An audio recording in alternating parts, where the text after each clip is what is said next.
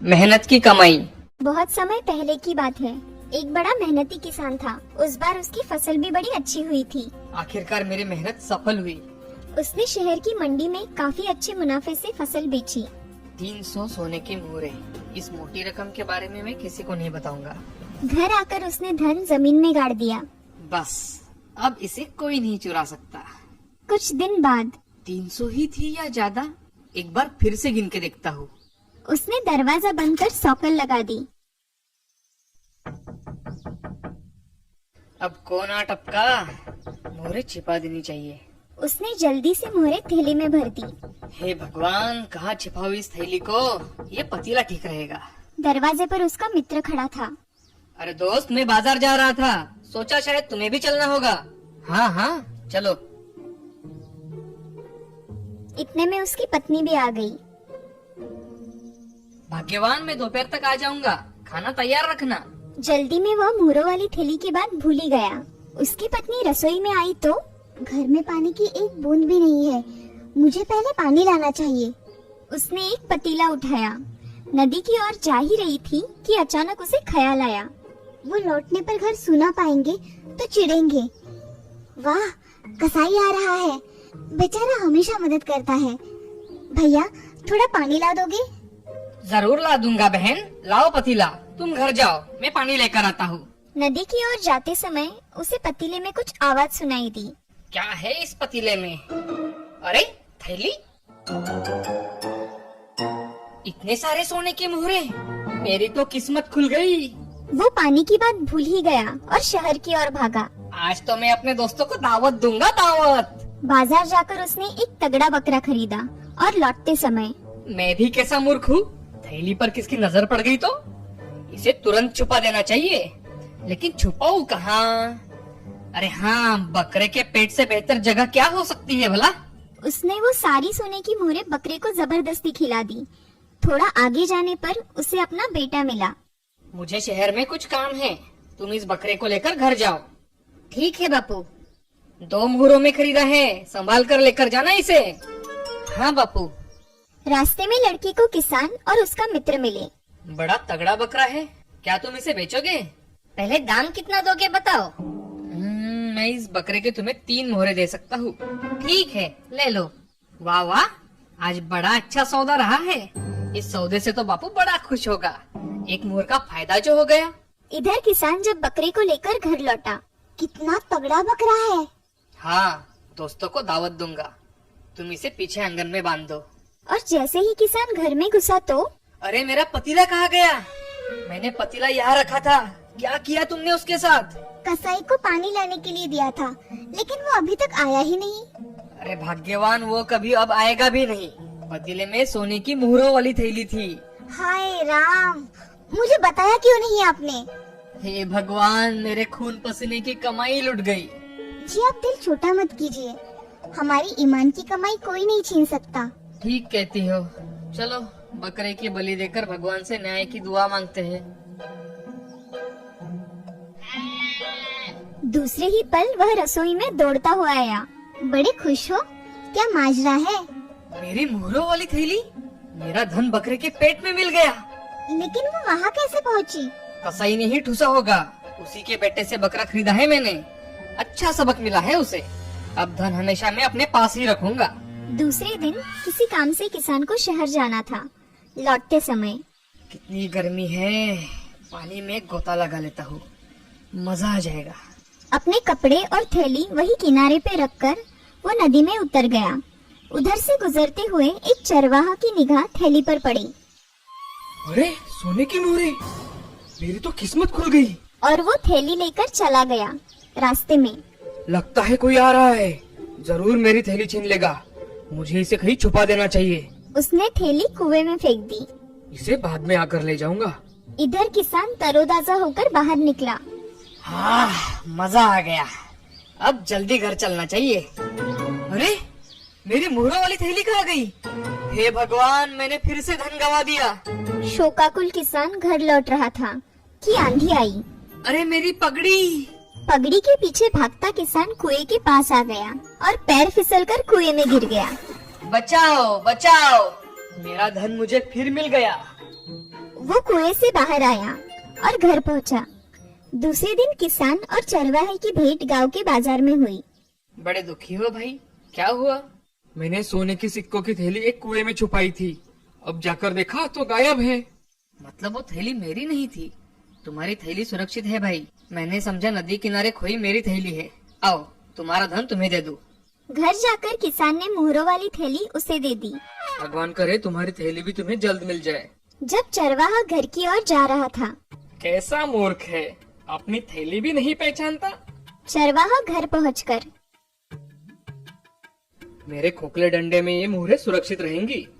चरवाहा सारी सोने की मोहरें उस खोखले डंडे में डाल देता है और दूसरे दिन नदी किनारे टहलते समय वो फिसल गया और डंडा भी पानी में जा गिरा। इसके पहले कि वो डंडा पकड़े, एक जबरदस्त लहर उस डंडे को बहा ले गई। दूसरे किनारे पर किसान नहा रहा था, तभी उसे वो डंडा उसकी ओर आता दिखाई दिया। बड़ा अच्छा डंडा है, चलो इसे घर ले चलता हूँ, काम आएगा। किसान वो डंडा लेकर जब घर आया, जलाने के लिए लकड़ी ही नहीं है। आज ही ये डंडा मिला है, अभी का काम चलाने के लिए इसे ही काट देता हूँ।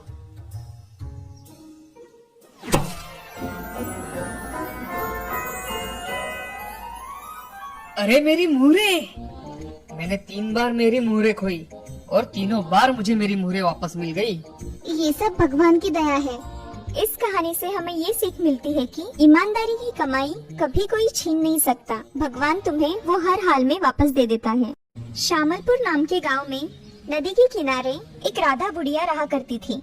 उसके घर में 2 बेटे और 2 बहुएं थी।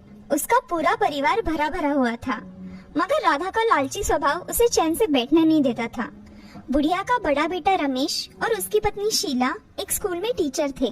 वो दोनों स्कूल में पढ़ाने के लिए घर से सुबह ही निकल जाया करते थे और उसका छोटा बेटा सुधीर उसकी पत्नी रमा के साथ खेती में काम किया करता था। उनके परिवार में कभी कोई नोकझोंक नहीं होती थी। उनका परिवार खुशी खुशी एक साथ रहा करता था। एक दिन राधा बुढ़िया अपने दोनों बेटों को बात करने के लिए बुलाती है। तभी बड़ा बेटा, माँ क्या बात है, तुमने हमें बुलाया? अरे तुम दोनों से कुछ बात करनी थी, इसीलिए मैंने तुम्हें बुलाया था। मुझे तुम दोनों से कुछ पैसे चाहिए थे। ठीक है ना माँ, कितने चाहिए बता देना, हम दे देंगे। हाँ माँ, कितने चाहिए बताओ। तुम दोनों मुझे महीने के 2000 रुपए दिया करो। मुझे कुछ लगा तो मैं लेकर आऊंगी। मेरे पास भी तो चाहिए ना कुछ। हाँ ठीक है माँ, मैं तुम्हें हर महीने 2000 रुपए दिया करूँगा और माँ मैं भी 2000 रुपए दिया करूँगा। तुम्हें जो करना है वो करो उन पैसों का। मुझे तुम दोनों से यही उम्मीद थी।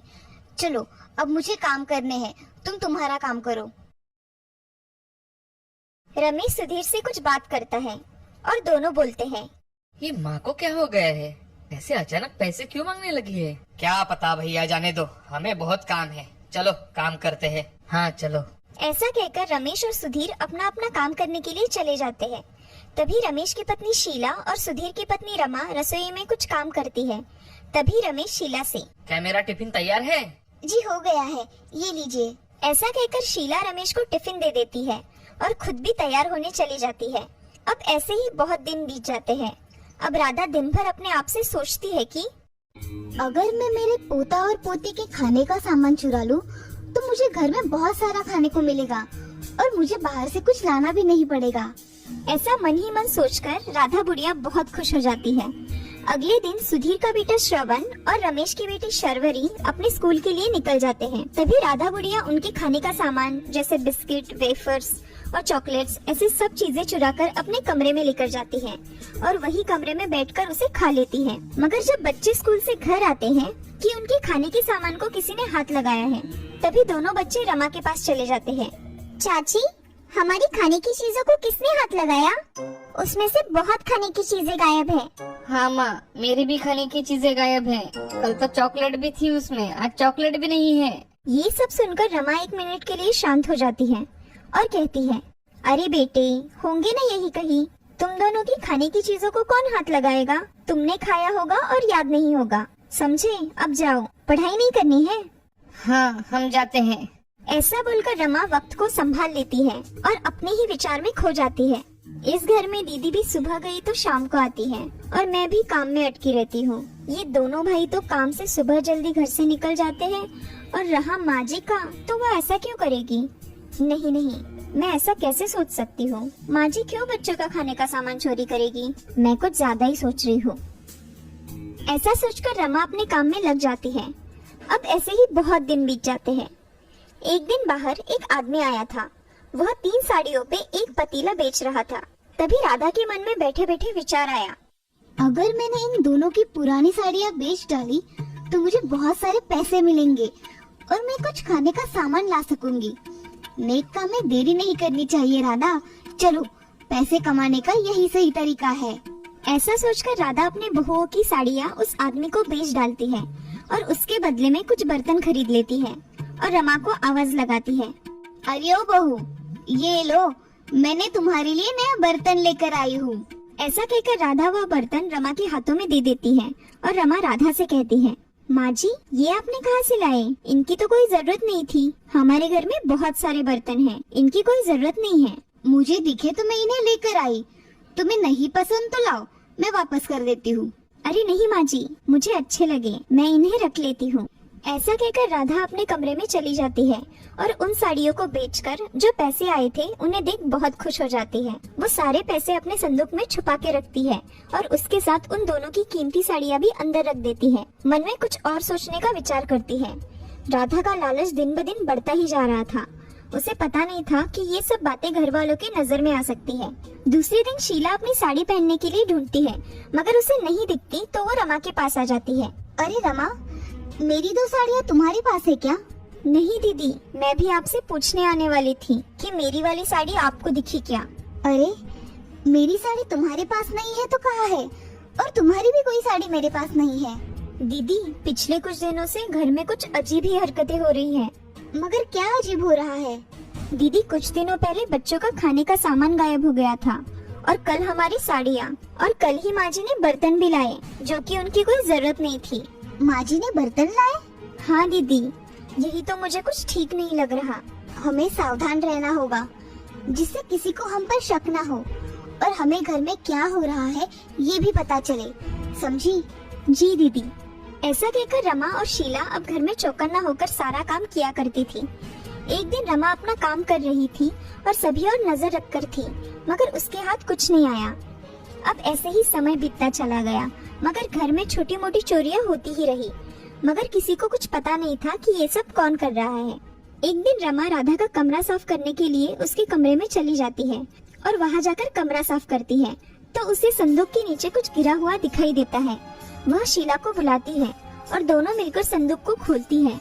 तभी रमा शीला से, दीदी जल्दी करो नहीं तो माँ जी आ जाएगी। अरे रमा, ये देखो हमारी महंगी साड़ियाँ और ये देखो बच्चों के खाने का सामान, और ये इतने सारे पैसे आए कहाँ से इनके पास? ये सब माँ जी कर रही थी, मगर उन्हें सब की क्या जरूरत पड़ी? वो छुप कर अपना काम कर रही थी। उनके मन में लालच आ गया है रमा, इसलिए वो ये सब कर रही है। मगर क्यों दीदी? इस उम्र में पैसा खुद के पास रहे ऐसा सबको लगता है, इसलिए उन्होंने ये तरीका अपनाया है और इसीलिए वो इन दोनों से भी हर महीने पैसे मांगती है।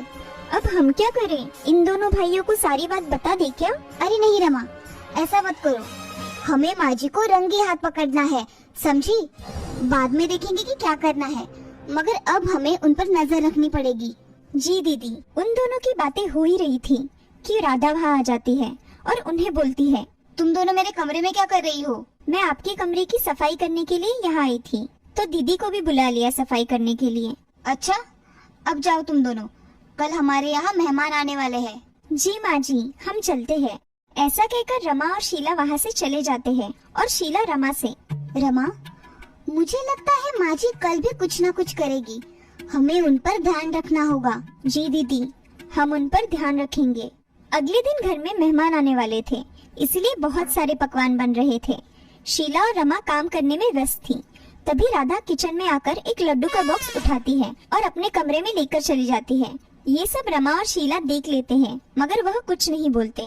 सभी मेहमान आने के बाद सब खाना खाने के लिए बैठ जाते हैं और उनमें से एक मेहमान का पॉकेट वहाँ नीचे जमीन पर गिर जाता है। तभी राधा बुढ़िया की नजर उस पर पड़ जाती है। वह पॉकेट उठाने ही वाली थी कि शीला और रमा वहाँ आ जाते हैं और उनकी ओर देखते हैं। तभी राधा, अरे मैं ये किसका है ये देख रही थी। माँ जी, अब इसमें से कितने पैसे मिलेंगे ये देख रही थी ना। कुछ भी बातें मत करो बहू। हमें सब पता है माँ जी, सब मेहमान हैं इसीलिए हम कुछ नहीं कर रहे। तुम दोनों पागल हो गई हो क्या? ऐसा कहकर राधा वह पॉकेट वह टेबल पर रखकर गुस्से से अपने कमरे में चली जाती है। ये सब देख रमा शीला की ओर देखती है। तभी शीला, सब मेहमान जाने के बाद देखेंगे, सबके सामने तमाशा नहीं चाहिए, चलो। ऐसा कहकर रमा और शीला काम करने चले जाते हैं। अब कुछ देर बाद सभी मेहमान अपने घर चले जाते हैं। अब राधा भी बाहर आकर बैठती है। तभी शीला राधा से, माँ जी आप ऐसा क्यों कर रही है?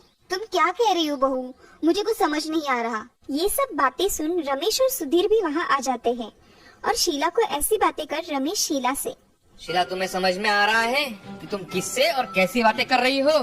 हाँ मुझे पता है मैं क्या बात कर रही हूँ। अरे भाभी बोलो भी, अभी क्या हुआ है? अपनी माँ से पूछो ये सब क्यों कर रही है। माँ क्या हुआ है? भाभी ये सब क्या कह रही है? मुझे माफ कर दो बेटा, मैंने अपने ही घर में चोरी की, बच्चों के खाने की चीजें चुराई। मुझे पैसों को लेकर मन में लालच आ गया था, इसीलिए मैंने ये सब किया। मैंने लालच में आकर बहुओं की साड़ियाँ भी बेच दी और उससे बर्तन खरीद लिए, और तो और आज मेहमानों का पॉकेट भी ले रही थी। तभी शीला ने आकर मुझे रोका। मुझे तुम सब माफ कर दो, मुझसे गलती हो गई। ये सब सुन सभी राधा की ओर देखने लगते हैं और तभी सुधीर अपनी माँ से, माँ तुमने ऐसा सिर्फ लालच में आकर किया? अरे तुम्हें चाहिए था तो हमें मांग लिया होता, हम तुम्हें दे देते, मगर ऐसा क्यों किया तुमने? अब तुम पर तो भरोसा करना ही मुश्किल हो जाएगा माँ। हाँ माँ, सुधीर ठीक कह रहा है, अब हम कुछ नहीं कर सकते। ये सब सुन राधा की आंखें भर आती है और वह माफी मांगने लगती है। और तभी शीला सभी से, माँ जी आपने जो किया वो सही नहीं था। अपने ही घर में चोरी करना अच्छी बात नहीं होती माँ जी, मगर आज के बाद ऐसा कभी नहीं करेगी, आप वचन दीजिए हमें। हाँ बहू, मैं वचन देती हूँ कि आज के बाद मुझसे ऐसा कभी नहीं होगा, मेरा विश्वास करो। राधा बुढ़िया की बातें सुन सुधीर अपनी माँ से, माँ आज के बाद कभी ऐसा कुछ भी मत करना, हम तुम्हें माफ कर देते हैं। माँ अब की बार हम तुम्हें माफ करते हैं, मगर ये सब फिर से नहीं होना चाहिए। ठीक है बेटा, आज से मैं अपना लालच छोड़ अपने सुखी परिवार में रहूंगी। ऐसा कहते ही श्रवण और शर्वरी भी अपनी दादी के गले लग जाते हैं और रमा और शीला भी उनके गले लगकर अब उन्हें माफ कर देती है। अब राधा बुढ़िया को किसी भी चीज की कोई कमी नहीं थी, वह अब बहुत खुश रहा करती थी और अब राधा बुढ़िया ने लालच भी छोड़ दिया था। इस कहानी से हमें ये सीख मिलती है कि जिंदगी में लालच नहीं करना चाहिए, क्योंकि लालच अच्छे आदमी को बुरा काम करने के लिए प्रवृत्त करता है। इसीलिए कहते हैं ना, लालच बुरी बला है।